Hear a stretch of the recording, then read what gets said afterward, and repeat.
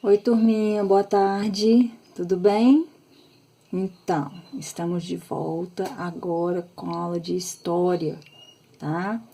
Peguem o livro, por favor, abram na página 226, a gente vai retomar por aí. Se vocês não estiverem lembrando, né, do assunto que a gente estava tratando nesse capítulo, volta algumas páginas, releia, tá? A gente está falando sobre das aldeias aos primeiros governos, tá? Então volta, releia o que a gente já fez em sala, os exercícios que a gente já corrigiu, né? Lembra da música? Eu já fiz uma revisão na semana passada a respeito disso. Então a gente tem que voltar sem preguiça e relembrar a aula anterior, tá bem?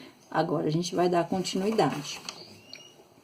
Bom, lá na página 226, o título fala sobre o desenvolvimento da escrita, tá? Como é importante esse sistema de escrita ter sido inventado. Aí na página 226, no meio da página, mostra, né, uma imagem de uma pintura rupestre, tá? Que é um exemplo de escrita, só que é pictográfica, por imagem. Lembram-se que nós fizemos uma pintura rupestre? Pois é.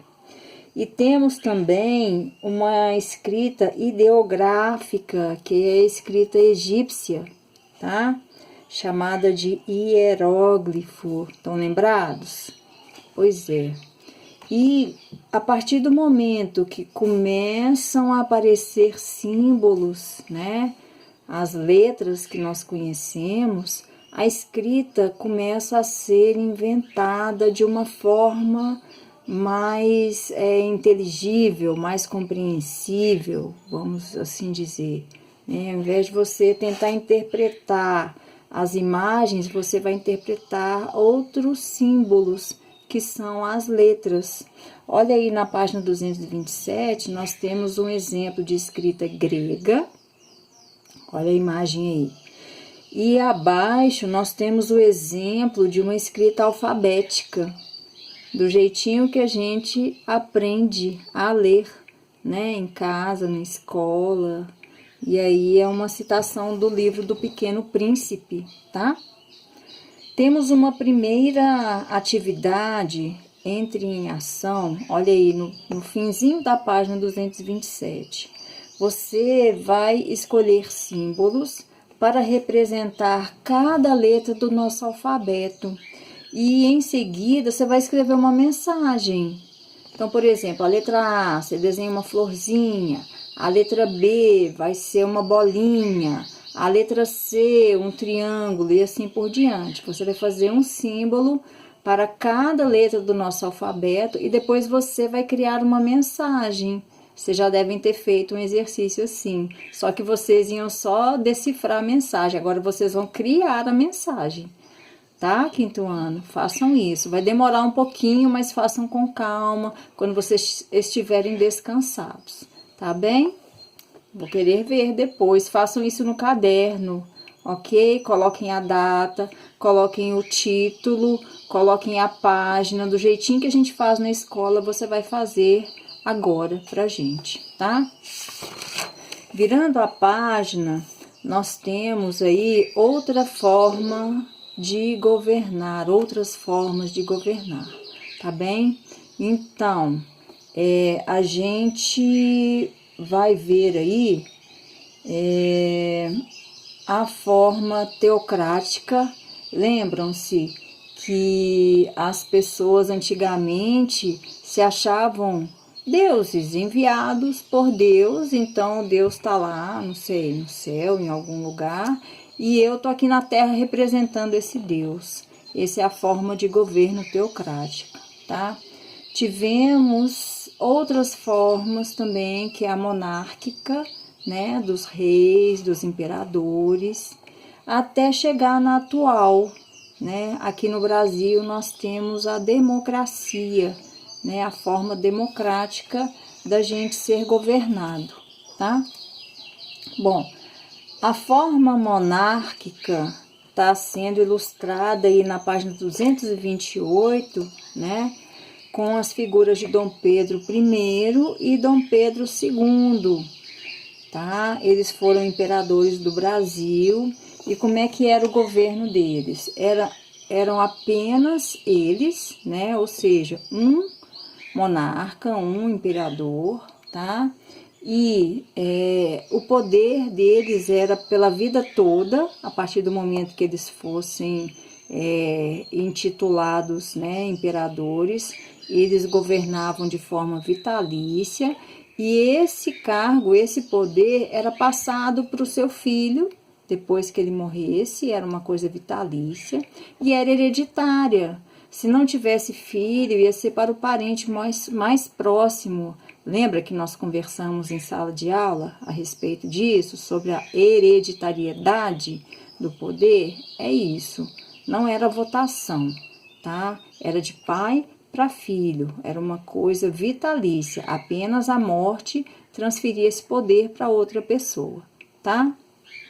Bom, hoje no Brasil nós temos a República, tá? E a República, a gente tem uma possibilidade maior de decisão política, ou seja, você vota em algum representante e esse representante é que vai, né, até o governo central, o presidente, no nosso caso, e ele vai lutar pelos nossos direitos, ele vai criar leis, ele vai propor projetos, tá? É uma forma que a gente possa participar desse governo. No governo teocrático não tinha essa participação e também no monárquico não tinha essa participação. Apenas na república que a gente tem possibilidade de ter uma participação maior, tá bem? Bom, aí você vai ler a página 228 e a página 229, tá? Que fala sobre a monarquia e a república, e você vai fazer esta atividade da página 229 no seu livro mesmo, tá bem?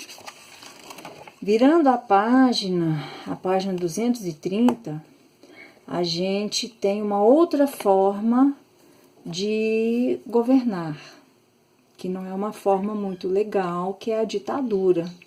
Leiam aí, né, esse texto da 230, que fala sobre a ditadura. Imagina, presta atenção, como seria viver sempre fazendo apenas aquilo que alguém mandasse, sem direito a expressar suas opiniões e vontades.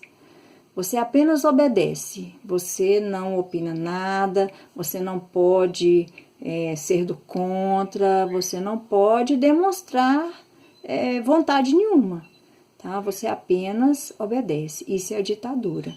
Nós já tivemos esse período no Brasil e não foi muito legal, não, tá? Bom que passou, né? Hoje nós temos uma outra forma, que é a democracia.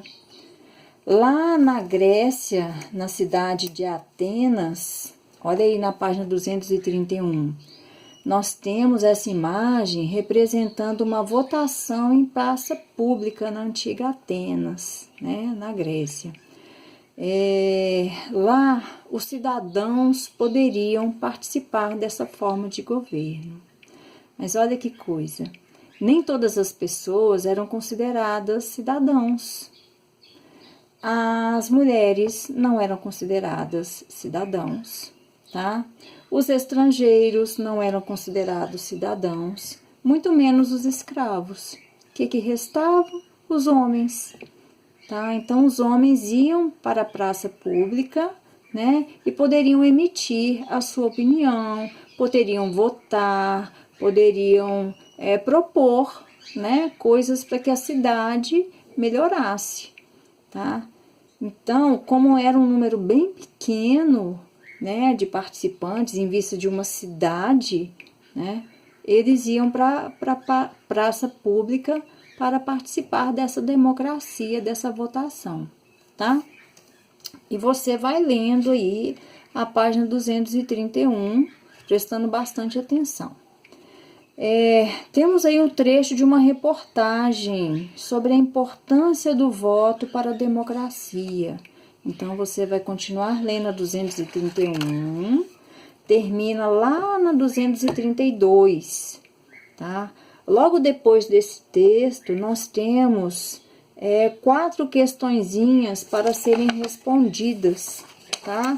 Você vai se basear nessa leitura do texto para você poder responder essas questões.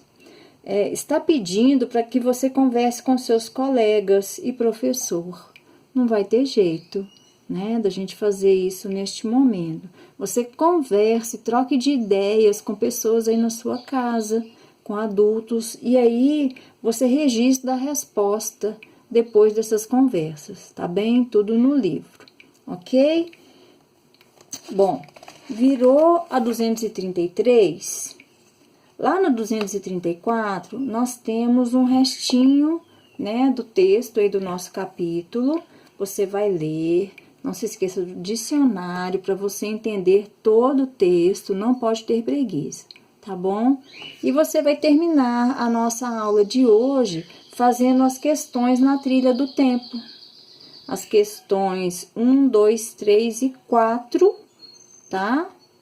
E para terminar, lá no Para Casa, também na página 235, ainda na página 235, tem a questão 3, que a gente ainda não fez, tá? Você vai fazer, e essa questão 3 vai ter que ser feita no caderno, porque não tem espaço aí no livro, tá? Não se esqueça de colocar a data, o número da página, o título, para a gente poder identificar essas atividades depois, tá bem? Para você identificar e para eu também ver que você fez.